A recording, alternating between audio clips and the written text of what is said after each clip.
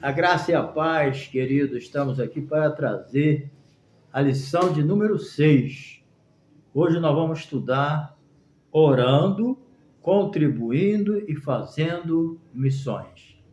Nós estamos estudando nesse último trimestre, de 2023. O tema é Até os confins da terra, pregando o evangelho a todos os povos até a volta de Jesus. Então nós temos hoje um incentivo, nesse trimestre para as igrejas fazer missões, transcultural também, que é a mais importante. Então, nós vamos estudar hoje uma lição bem abençoada, como todas, lição número 6. E eu, antes de iniciar, eu queria deixar aqui um pedido. Se você, caso ainda não se inscreveu no meu canal, se inscreva, tá bom? Deixe o seu like aí, compartilhe com seus amigos, grupo, E nos ajuda aí a continuar divulgando a palavra santa do Senhor, tá bom? Dá um toquinho no sininho aí para você receber novos avisos, de novos vídeos. E se você quiser ver todos os meus vídeos aí, tem quase 600, tá? Não tem ainda, mas é quase. Você pode dar um toquinho aí em cima da minha foto, o nome do canal, aí você já pode ver os vídeos que você quiser, tá bom? Então, Deus te abençoe, ore por nós. E se é a primeira vez que você está aí e você nunca disse, você pode mostrar onde você é, qual o estado que você está vendo, qual o bairro, qual a cidade, tá bom? Se você é da Bahia, diga que é da Bahia, certo? Se é do Rio Grande do Sul, diga que é do Rio Grande do Sul, Porto Alegre.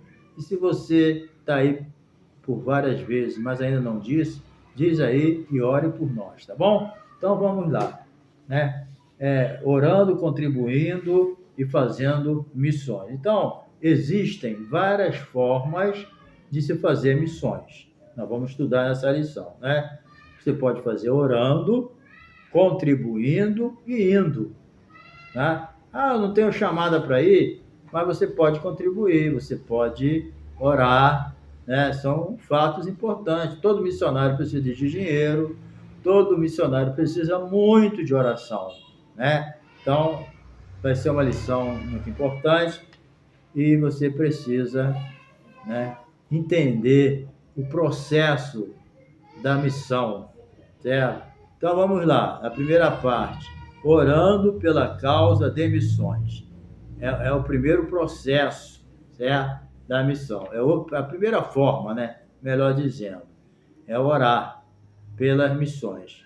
Bem, a importância da oração na obra missionária. Primeiramente, é considerado um gigante na fé, o apóstolo Paulo não dispensava as orações, Porque quanto mais você tem responsabilidade na obra, mais você precisa de oração, E ninguém menos do que um missionário, Então, assim como Paulo não dispensava a oração, ele também tinha um profundo senso da necessidade da oração na vida espiritual, Então, a oração é uma disciplina interligada à obra missionária. A obra missionária sem missões não funciona de jeito nenhum, certo? Então, não adianta.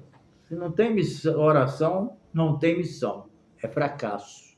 Pode ter certeza.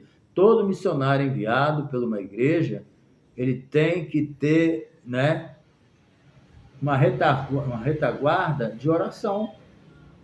Entendeu? Tem que ter. O compromisso de sustentar o missionário que é enviado, é importante, mas sem oração não adianta. Entendeu?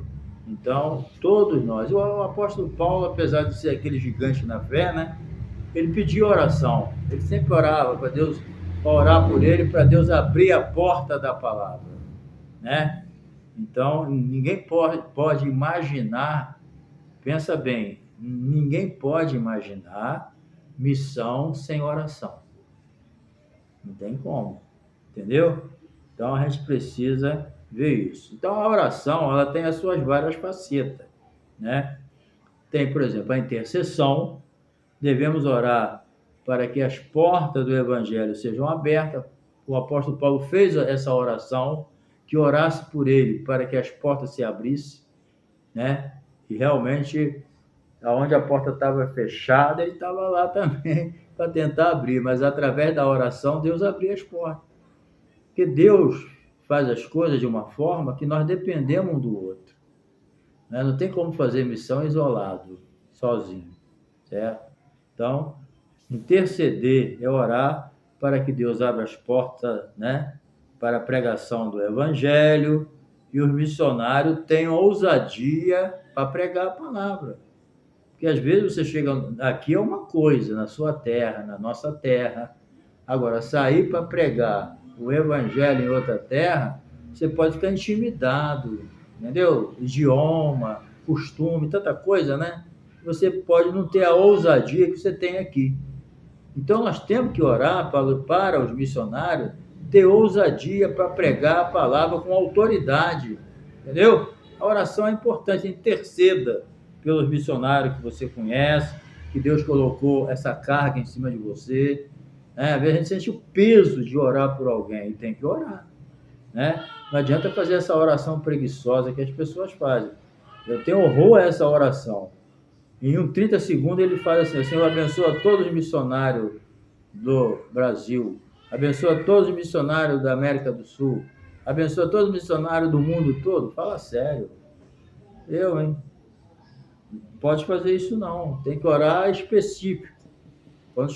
Quando aquele cego foi pedir a Jesus, tem misericórdia de mim, Jesus perguntou ele: o que você quer? A oração tem que ser específica, tem que ter o nome do missionário. Tem negócio de abençoa todo do mundo, não. Sai fora disso. Entendeu? Isso aí não ajuda ninguém, não. Entendeu? Isso é uma oração bem preguiçosazinha. O cara quer matar todo mundo de uma vez. Tá fora. Entendeu? Então, a gente tem que interceder pela proteção também. A gente ora para Deus abrir as portas, para não faltar nada. E para Deus dar autoridade para pregar, ousadia, por causa de estar num lugar estranho.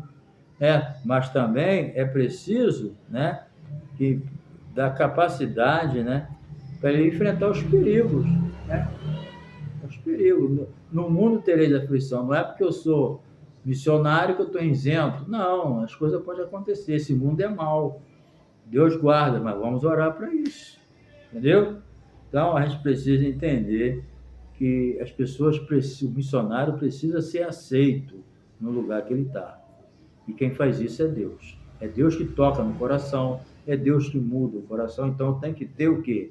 Oração intercessória pelo missionário. E também orar para Deus despertar a igreja local para a obra missionária. Isso é muito importante. Então a disciplina da oração missionária aumenta o desejo do crente fazer algo, né? Que algo? No sentido de levar a salvação a outras pessoas. As últimas palavras de Jesus para a sua igreja foi: ide, ensinai, ide, pregai, é o ide, é o ir, certo? Então, para ir, tem que ter, né, capacidade, poder, autoridade de ser chamado, né? Mas a gente precisa de orar para Jesus salvar. Então, nesse aspecto, é interessante destacar o quê? Pelo menos os crentes deveriam orar por ceifeiros. Jesus falou: olha, rogai ao Senhor da seara para que mande ceifeiro para a obra. Rogai ao Senhor. Ele é o Senhor da seara. Mas ele manda orar para que Deus envie missionário, ceifeiro. Entendeu? É preciso. Porque, na verdade, né, a seara é grande, mas os obreiros são poucos.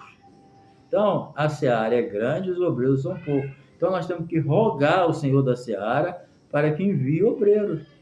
Eu acredito que Deus já deu os obreiros certinho. Não está faltando obreiro. Está faltando o quê? Disponibilidade. Deus não faz nada errado. Então, Deus já tem tudo preparado. Já tem o ceifeiro pronto. Mas só que eles não vão, né? Estou falando só em termos transcultural, estou falando no Brasil, estou falando em qualquer tipo de obra. Deus já tem tudo certo. Só falta as pessoas se tornarem disponíveis. Quanta gente poderia estar no campo, trabalhando, até na sua terra mesmo, na sua igreja, mas estão de braço cruzado, não quer fazer nada, certo? Culpando um, culpando o outro, e cada um vai dar conta de si mesmo, certo? Então, por que está essa situação? Porque já existem os obreiros, só que eles não estão disponíveis. Primeiro eu, segundo eu e terceiro eu. Mas um dia a conta chega, né? Por isso, um grande líder de missões certa vez disse: se mais crentes se pusesse de joelho na oração, mais crentes se poria de pé na evangelização. Entendeu? Então, saindo dessa parte da oração, diz o seguinte: a oração no contexto de missões tem propósito de despertar a igreja local para a obra missionária. Então, tudo vem de um despertamento, né? Agora, pior é quando a pessoa é despertada e não faz, né? É isso aí, nem todo mundo vai ser enviado para a obra missionária, mas todo mundo pode orar, tá? Bem, vamos lá. Número 2, agora primeiro falamos, né? Orando pela causa de missões. Agora, contribuindo para missões. Bem, número 1, o sustento dos missionários. Então, com base, né, lá no Antigo Testamento, na lei, né, Deus ordenou aos sacerdotes e levitas que eles deveriam ser sustentados por meio das ofertas das pessoas. Você pode ler isso lá em Levítico, capítulo 7, verso 28 a 36, capítulo 18, 8 a 21. Então, o apóstolo Paulo instruiu os coríntios, assim ordenou também o Senhor aos que pregam o evangelho que vivam do evangelho. Aos que pregam, os que estão em atividade, entendeu? Que estão trabalhando na obra do Senhor, que viva do evangelho, né? Que vivam do evangelho. Então, essa é uma ordem divina. Aceite quem quiser, né? Tem gente que não quer nem a salvação, não quer o céu. Quantas pessoas já falou para mim? Eu prefiro o inferno. Então, é cada um. Então, crítica de quem vive da obra, né? Tem os maus obreiros, mas isso aí é um problema de cada um. Fazer o quê? Né? Eu vou incriminar os bons por causa dos maus? De jeito nenhum. Só que se tem alguém se aproveitando da obra, eu vou incriminar aqueles que estão labutando, estão sofrendo, estão pagando o preço? De jeito nenhum. Quem vai decidir isso é Deus, né? Porque Deus está vendo tudo, e diante de Deus não tem, né, nenhuma desculpa. Então, o nosso Jesus, ele ensinou acerca desse mesmo princípio. Levanta lá em Mateus 10, 10, entendeu? E ensina isso. Os Filipenses também, capítulo 4, versos de 10 a 20, a gente encontra também ensinamentos importantes, né? Com os primeiros missionários que receberam apoio financeiro. Entendeu? O apóstolo Paulo mesmo, após ele ter deixado a cidade de Filipe, ele foi para Tessalônica e foi pregar o evangelho. E os filipenses, né, quando ele foi para Tessalônica pregar o evangelho, os filipenses enviaram apoio financeiro e material para o apóstolo Paulo. Está lá no capítulo 4, verso 16 de Filipenses. Então, isso aí para quem trabalha no evangelho é necessário, né? Tem igrejas responsáveis, igrejas fiéis, igrejas que prestam conta, né? A nossa igreja que eu sirvo presta conta de tudo, entendeu? Tem culto para isso. Então, agora, quem não faz assim, faz de outro jeito, engana, é um problema dele, né? Eu não vou incriminar os bons por causa dos maus. Em toda área existe o certo e o errado, né? Quantos têm as suas profissões e vivem de uma forma errônea, mas tem os honestos. Tem advogado desonesto? Tem. Mas eu louvo a Deus pelos advogados honestos, que eu conheço muitos. Certo? Tem médico desonesto? Tem, mas graças a Deus pelos médicos honestos. Certo? Em cada profissão tem os bons e os maus. E a gente deve abençoar e honrar os bons, que são poucos, mas tem, né? Então, essa história de que generalizar, isso não existe. Às vezes as próprias pessoas que criticam, né, dízimo, oferta, né, fala mal e fica fazendo a cabeça das pessoas para não dar dízimo nem oferta, pegando um monte de texto isolado, fazendo uma salada, eles mesmo domingo estão lá na igreja, desfrutando do ar-condicionado, da cadeira, da pregação, desfrutando da água gelada, desfrutando de tudo, entendeu? Mas de quem vem isso? Vem do dízimo e das ofertas também. Não, já que isso aqui é da oferta, eu não concordo, então eu não vou também usufruir. Mas não, é só da boca para fora. É pessoas que gostam de falar mal mesmo, querido. Mas se você que ajuda na obra missionária, continua, porque quem vai te recompensar é Deus. Certo? É Deus que vai te recompensar. Quem manda abençoar é Deus, então o teu problema é com ele. Deixa falar quem quiser.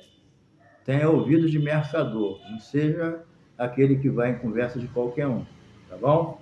Então, vigia nessa parte e se Deus tocar no teu coração, abençoa. Porque Deus não perde para ninguém, entendeu? Você nunca vai dar mais para Deus do que Deus dá para você. Ok? Número 2 aqui, contribuir missões é juntar tesouro no céu. Marcos 6,20, a gente lê: ajuntai tesouro no céu, onde nem a traça nem a ferrugem consome, e onde os ladrões não minam nem roubam. Então, esse versículo revela o quê? Um contexto de quem domina o coração do ser humano, né? O tesouro do céu, entendeu? Deus, o tesouro da terra, Mamon. O tesouro do céu é Deus. O tesouro da terra é Mamon, é o amor ao dinheiro. A Bíblia diz que o amor ao dinheiro é a raiz de todos os males. Começa com o amor ao dinheiro. A pessoa, pelo amor ao dinheiro, ele mata, ele rouba, ele faz fraude, entendeu? Ele faz tudo que ele pode para manter a sua condição. Desonestamente, infelizmente, né? Então, nesse sentido, a gente pode afirmar que quem financia a obra missionária está juntando tesouro do céu. São coisas muito particulares que é entre a pessoa e Deus. As pessoas ficam, né, passando essas coisas para incrédulo, para ímpio. Ninguém tem nada com a tua vida, não. É você e Deus. Quer dar o seu dízimo, dá. Quer dar a sua oferta, dá. Não quer dar também. Nada é obrigado na dispensação da graça. Entendeu? Mas a gente vai dar conta de todas as nossas obras. Mas tenha isso em mente. Dízimo, oferta, ser crente, ir para o céu, ir para a igreja, para onde você quiser. Ninguém é obrigado a nada nessa vida. Nós estamos vivendo na dispensação da graça. Deus te deu o livre-arbítrio para você tomar a decisão que você quiser. Por isso que Jesus falou: aquele que quiser vir após mim, negue-se a si mesmo, toma a sua cruz. Então Jesus está falando, aquele que quiser. Quem não quiser dar, fecha a boca. Né? E quem quiser dar também. Nós não devemos estar tocando trombeta. Não, eu dou tanto, eu dou nada disso. Que a tua mão direita dá, não deixa a esquerda ver, não. Porque quem está vendo é Deus. Entendeu? E nada passa despercebido diante dele.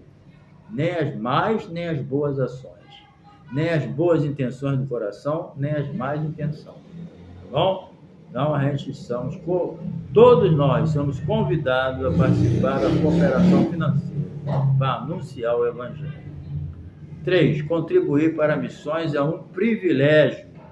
Não há um privilégio maior do que saber que, por meio da nossa cooperação financeira, Bíblias estão, né, chegando a lugares que nunca ouviram falar do Evangelho, vidas estão sendo alcançadas na África, na Europa, no outro lado do mundo. Então, o que é melhor do que isso? Você não foi, não vai, mas você, pelo teu dinheiro, estão indo, estão botando Bíblia na mão das pessoas, as pessoas estão aceitando a Jesus, pessoas estão sendo curadas, porque tem alguém lá que deixou a sua terra, está lá pagando o preço, mas se você não ajudasse ele não tinha como. Né? Então, participar dessa cooperação é um privilégio espiritual. Se não podemos participar da maneira presencial, podemos fazer de forma financeira. Entendeu? Então, assim podemos cooperar na propagação do Evangelho até os confins da terra. Leia Filipenses 4, verso 14 a 20. Encerrando essa parte, né? Quando o crente contribui para a obra missionária, ao mesmo tempo está juntando tesouro no céu. Tá? Se você não fizer isso, mamão, né? Com certeza, o inimigo, o amor, o dinheiro vai comer tudo. Entendeu? Número 3 aqui, vamos lá. A chamada para ir. Deus quer usar cada crente. Então, todo cristão, né, ele deve estar pronto para o trabalho missionário, levando as boas novas de salvação aos moradores do campo, da cidade, aos estudantes, às donas de casa, órfãos, profissionais, liberais, deficientes físicos, prostituta, homossexual, dependente químico, enfim, tantos grupos que o Senhor nos proporcionar, você deve estar pronto para falar. Às vezes eu saio de casa assim, eu vou lá fora, na praça, no mercado, quando eu vou a pé, eu encontro com pessoas desviadas, converso com eles, incentivo eles a voltarem para o caminho, entendeu? E é isso, a nossa função é essa, ajudar essas pessoas que estão desviadas. Eu não fui lá não fui ser missionário fora como eu queria, mas eu sou missionário aqui eu prego, aqui eu ensino, aqui eu evangelizo. Eu encontro com algum conhecido que não é crente, eu falo de Jesus para ele, sempre tem um jeitinho.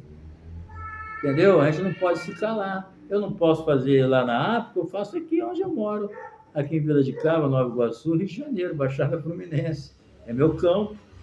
Mas se Deus ainda me mandar para outro lugar, eu vou. Eu tenho promessa de Deus ainda de ir para outro lugar. Eu tenho 71 anos de idade. 71. Aceitei Jesus com 26. Entendeu? Então, eu sou um camarada que prega a palavra, ensina, evangelizo. Entendeu? Gosto. Então, não tem dificuldade isso para mim. Mas Deus não quis que eu fosse fora ainda, mas eu ainda vou. Né? Não vou para ficar, eu acho que não. Mas vou lá, passo um tempo e volto. Estou com 71 anos, até 90 eu posso fazer muita coisa. Não posso? Então, aí você que é novo, se coloca à disposição. Certo? Então, o campus, Jesus falou, levantai os vossos olhos e vejam que os campos já estão brancos para a ceifa. Entendeu bem? Então, meu filho, os campos já estão prontos. Está esperando o quê? Ah, mas não posso ir longe. Vai o teu vizinho, certo? Eu tenho famílias, né, que não eram crentes e hoje, por nosso intermédio, são tudo cristãos. Né? Então, primeiro é o nosso testemunho. Né? É o mais difícil. Depois que eles veem que tu é crente mesmo de verdade, aí você fala. Entendeu bem? Enquanto eles não entender que tu é crente mesmo, que tu não é um sete, eles não ouvem. Mas depois que ele vê, não, ele é crente mesmo, o evangelho na vida daquele homem ou daquela mulher funciona. Quando eles entenderem que o evangelho funcionou na tua vida, aí você pode falar de Jesus para eles, que eles vão aceitar. Se funcionou na vida dele, vai funcionar na minha vida também. Entendeu? É assim que funciona. Tá entendendo? Então, não pode ser lá, seja aqui, né? Mas o importante é você ser aonde Deus quer. Entendeu? A gente precisa, porque os anjos, na verdade, eles têm vontade de pregar o evangelho, mas Deus não deixou. Eles podem, assim, orientar alguém a procurar uma igreja, os anjos podem, da parte de Deus, orientar uma igreja, eles podem fazer tudo isso. Eles orientaram Cornélio a procurar Pedro. Porque, o que o anjo falou lá? Ele vai te dizer palavra que vai salvar você. E ele mandou alguém lá chamar Pedro, e Pedro veio sem saber. Né? E Pedro ele pregou o evangelho e Deus salvou aquela turma toda. E é assim que funciona. Os anjos não pregam o evangelho, mas eles direcionam. Já ouvi muitos casos de pessoas, né, que os anjos se apresentaram a ele e mandaram ele procurar a igreja, procurar um crente, igual mandou procurar Pedro. Né? O anjo não mandou Filipe chegar perto da carruagem que estava aquele tesoureiro da Etiópia? O anjo não foi lá falar com o tesoureiro, mas mandou Filipe. Vai lá, achega-te esse carro, sobe aí. Né? O anjo falou isso, vai para tal lugar, que lá vai passar alguém que você vai evangelizar. Lá você vai fazer uma obra missionária. Então é assim que funciona. Agora, que os anjos gostariam de pregar, gostaria. Mas isso aí só pode pregar o evangelho quem realmente foi convertido pelo evangelho. Entendeu? Os anjos não são. Então, a chamada missionária, então a gente vê na Escritura que a chamada de Deus é sempre uma chamada pessoal, assim como ele chamou Isaías, ele chamou Jeremias, ele chamou Jonas. Então, toda chamada não é terceirizada. Deus não terceiriza nenhuma chamada, certo? Chamada é individual. Deus não fala assim, ô José, fala com Pedro que eu estou precisando dele na obra. Deus não faz isso. Deus fala direto com Pedro. E acabou o assunto. É assim que funciona. Toda chamada, ela é pessoal, individual e pessoal. Jesus chamou Pedro pessoalmente, chamou Paulo pessoalmente, e assim por diante. Entendeu? Então, e assim chamou todos os profetas. Ele falou direto com Jeremias, falou direto com Ezequiel, ele falou direto com Isaías, ele falou direto com Jonas, ele falou direto com Daniel, ele falou com Neemias, ele vai falando. Então, a gente pode perceber que não existe também um padrão. Com fulano de tal foi assim, comigo vai ser assim também? Não. Cada um Deus chama de um jeito. Com cada um Deus fala de um jeito. Entendeu? Então, a chamada, não existe um padrão de chamada missionária, entendeu? Mas é de suma importância você entender que foi chamado. É isso que é importante. A forma, não adianta generalizar que vai ser toda igual. Agora, a gente tem que entender, né, que você foi chamado, é isso. Entendeu? Caráter e testemunho na obra missionária. Vamos ver aqui. Além de ser chamado por Deus, é preciso fazer a diferença no cumprimento de ide de Jesus, no cumprimento, a nota de expressão, vós sois o quê? Sal da terra. Então, essa remete o quê? Quando se fala que o crente é sal da terra e luz do mundo, está se referindo ao quê? Falei aqui que passou um cara de moto ali, mas parece até que está havendo corrida de moto aí na rua, né? Não respeito, não fazer o quê? Mas tudo bem, pela hora, né? Então, quando se fala em sal da terra e luz do mundo, está se falando do caráter cristão. Então, a primeira coisa importante é a gente entender que o sal, cara, traz o quê? O sentido de trazer sabor, né? Marcando vidas por meio da nossa vida. Você, com a tua vida, tu marca a outra vida, com o seu comportamento, com o seu entendimento, com a sua forma de se conduzir. É por isso que o apóstolo Paulo falou, portai-vos com sabedoria para aqueles que são de fora. Entendeu? Então, você como missionário, tanto na terra estrangeira como na tua terra ou na tua cidade, você tem que se portar com sabedoria com as pessoas. O que tem estragado muita obra de Deus é um comportamento insensato de pessoas que não se preocupam na forma de se comportar, na forma de falar, entra dentro de uma condução, fala mal de igreja, fala mal de pastor, fala mal de todo mundo, só não fala mal dele. Ele é a vítima. Entendeu? Então, isso aí atrapalha muito a obra missionária, atrapalha muito a obra de Deus. Então, a gente tem que ter cuidado, entendeu? Saber se comportar, ter caráter, não ficar atrás de fake news. Tem pessoas que são ridículas, certo? Eles abrem a boca em qualquer lugar, chega em casa, fala mal da igreja, fala para os filhos pequenos, ficam ouvindo. Qual a criança que, quando se tornar do que ele ouviu, quando se tornar adulto, vai querer ser crente? O pai falou que a igreja não presta, o pastor não presta, ninguém presta, e ele está lá todo dia. É difícil de entender. Então, é preciso, tanto na obra transcultural em outro país, como no nosso país, como na nossa cidade, na nossa igreja, é preciso se comportar com sabedoria, sendo sal da terra e luz do mundo, porque senão não funciona a nossa mensagem. Porque antes de aceitar Jesus, de ouvir o que a gente diz, eles precisam ver o que a gente vive. Entendeu? Não menos do que isso. É óbvio que ninguém é perfeito. Todos nós temos defeito, mas as pessoas sabem o que é defeito e o que é um comportamento sem ética. As pessoas sabem discernir isso, entendeu? Então, essa sentença traz a ideia de que nosso testemunho pessoal, ou seja, a luz deve brilhar no meio das trevas. Porque na igreja só tem luz, né? Então, agora vamos ver nas trevas como é que fica. Encerrando aqui, o perfil do vocacionado. A gente pode dizer que há um conjunto de competências, né, necessário ao desempenho do chamado missionário.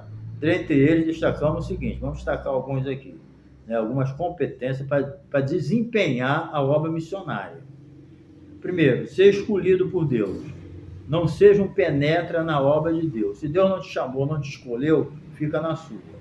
Tá bom? Não ser neófito. Pessoa sem experiência, imaturo. Meu Deus, que pecado botar uma pessoa imatura para fazer coisas que só adulto pode fazer espiritualmente. O cara não sabe nada. Vai botar ele na obra que tinha que ter muita experiência, chamada, capacidade. Isso é uma covardia. Entendeu? Depois, ser cheio do Espírito Santo. Jesus deixou, não saiam de Jerusalém até que do alto sejais revestido de poder. Não vai pregar antes de receber o poder. Então é muito importante buscar o poder de Deus, principalmente o batismo com o Espírito Santo.